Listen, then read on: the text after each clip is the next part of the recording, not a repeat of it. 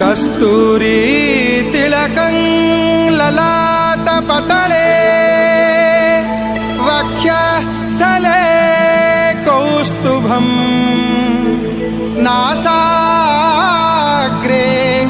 वरमौक्तिकं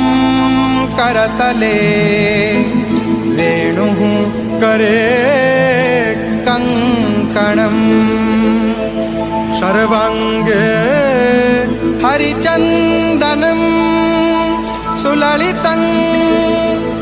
कंठे च मुक्तावली गोपस्त्री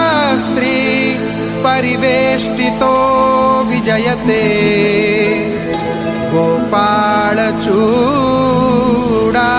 गोपालचूडामणिः। ॐ क्लीं देवः कामदेवः कामबीजशिरोमणिः श्रीगोपालो महीपालः सर्ववेदङ्गपारगः धरणीपालको धन्यः पुण्डरीकः सनातनः गोपतिर्भूपतिः शास्ता प्रहर्ता विश्वतोमुखः आदिकर्ता महाकर्ता महाकालव्रतपवन जगज्जीवो जगद्धाता जगद्भर्ता जगद्वसुः